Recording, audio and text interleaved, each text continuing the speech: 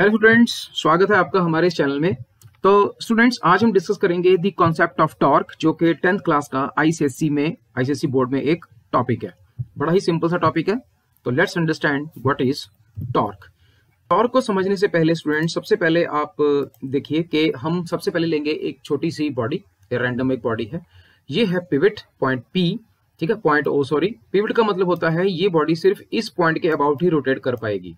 ये जो पॉइंट होता है इट इज एन एक्सिस जो कि इस प्लेन के परपेंडिकुलर है, ठीक है, मतलब pointing towards you out of the paper. ये है एक्सिस जो कि आउट ऑफ द पेपर आ रहा है। और हम इस बॉडी पे एक फोर्स लगा देंगे एफ, ठीक है, फोर्स लगाएंगे एफ। तो इस फोर्स लगने से बॉडी पे होगा क्या? सबसे पहले हम जिस लाइन के अलोंग फोर्स लगा रहे होते हैं उस लाइन को हम बोलते हैं लाइन ऑफ एक्शन। अब जब ये फोर्स इस बॉडी पे लगेगी तो बॉडी ट्रांसलेट नहीं कर सकती, बल्कि बॉडी को मजबूरन रोटेट करना पड़ेगा इस ओ पॉइंट के अलोंग। तो बॉडी सिर्फ स्पिन करने लगेगी इस पॉइंट के अलोंग।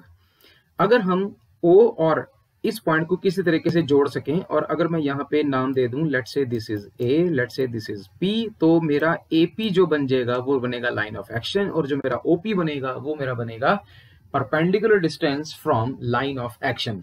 जब आप इस फोर्स की मदद से इस बॉडी को रोटेट करवा दोगे, हम इस फिनोमिना या इस प्रोसेस को बोलेंगे टॉर्क।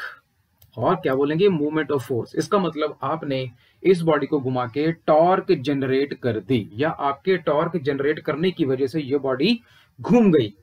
टॉर्क को मूवमेंट ऑफ फोर्स भी बोलते हैं। प्रैक्टिकली समझने के लिए आप नीचे वाली फिगर को जरा ध्यान से देखिए। ये मैकेनिक इस नट को खोलने की कोशिश कर रहा है।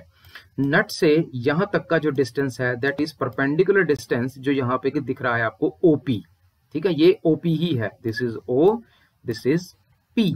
और यहाँ पे जो इसके हाथ में ये वाला स्पैनर है, यहाँ पे लग रही है फोर्स एफ, जो आपको यहाँ पे दिख रही है पी ए के लॉन्ग, पी ए के लॉन्ग, ठीक है। तो P A line of action है, ये वाला लाइन ऑफ एक्शन है, ये परपेंडिकुलर डिस्टेंस। तो जैसे ही ये इस स्पैनर को घुमाने की कोशिश करेगा, नट खुल जाएगा। अगर तो नट खुल गया, इसका मतलब इसने टॉर्क जनरेट कर दी। अगर नट नहीं खुला, इसका मतलब टॉर्क जनरेट नहीं हो पाई, बावजूद इसके कि फोर्स लग रही थी। ऐसा भी कभी होता है, काफी सारे नट बहुत ज्यादा टाइट होते हैं और काफी फोर्स लगाने के बावजूद भी वो खुलते नहीं है। तो ऐसे ही सिचुएशन में आपने कोई भी टॉर्क प्रोड्यूस नहीं की है अगर नट नहीं घूमा तो, ठीक है। तो ऐसे जैसे किसी टायर का, जैसे किसी गाड़ी का टायर पंचर हो जाता है, तो उसको खोलने के लिए जो आप स्पैनर यूज करते हो, एक्चुअली वहां आप टॉर्क यूज कर रहे होते हो, ठीक है। अब ये देखते हैं कि कौन से फैक्टर्स हैं जो इस टर्निंग को, मतलब बॉडी के घूमने को कंट्रोल करते हैं। सबसे पहला तो मैग्नीट्यूड ऑफ फोर्स अप्लाइड, कितनी फोर्स आप अप्लाई करते हो। जितनी ज्यादा फोर्स अप्लाई करोगे उतना ज्यादा बॉडी को घुमा पाओगे। Number 2, perpendicular distance from line of action from the axis of rotation. Axis of rotation से आपका लाइन ऑफ एक्शन कितनी दूर है, इस पे भी डिपेंड करता है। जितना ज्यादा आपका line of action perpendicular distance से दूर होगा, उतनी ही आसानी से आप बॉडी को घुमा पाएंगे।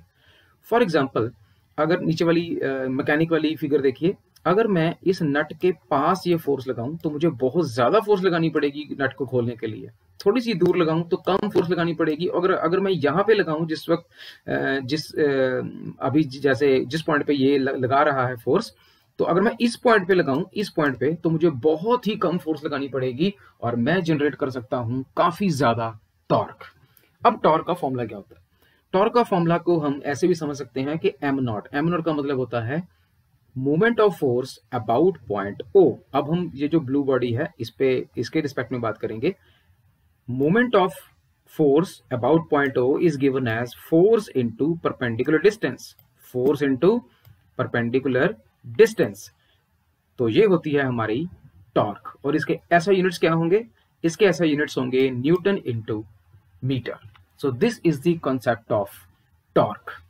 ठीक, तो स्टूडेंट्स, टॉर्क का कॉन्सेप्ट तब तक अधूरा है जब तक आप कपल को नहीं समझ लेते। अब ये कपल क्या होता है, लेट्स अंडरस्टैंड। कपल होता क्या है? जहां पे आप डेफिनेशन देखो, two equal and opposite parallel forces not acting along the same line form a couple. A couple is needed to produce a rotation. इसका मतलब टॉर्क भी रोटेट करने के लिए चाहिए और कपल भी रोटेट करने के लिए चाहिए। लेकिन दोनों में फर्क है क्या? फर्क ये है कि यहाँ पे आपको two equal and opposite parallel forces चाहिए जिनका लाइन ऑफ एक्शन सेम ना हो तो भी चलेगा। ऐसी फोर्सेस जो two equal and opposite forces हों और वो सेम लाइन के अलोंग एक्ट ना कर रही हों, वो बनाती हैं कपल, और वो बॉडी को क्या करा देती हैं, रोटेट। तो कपल फोर्सेस का एक ही मकसद होता है, किसी बॉडी को रोटेट करवाना। ठीक है, अब हम इसको समझें कैसे। Let's understand the case one. यहाँ पे ये जो टैप है, अब टैप के ऊपर ये वाला हैंडल देखिए। जब आप टैप को खोलेंगे तब आप एक फोर्स इस तरफ लगाएंगे, एक फोर्स इस तरफ अपने आप ही लगनी स्टार्ट हो जाएगी।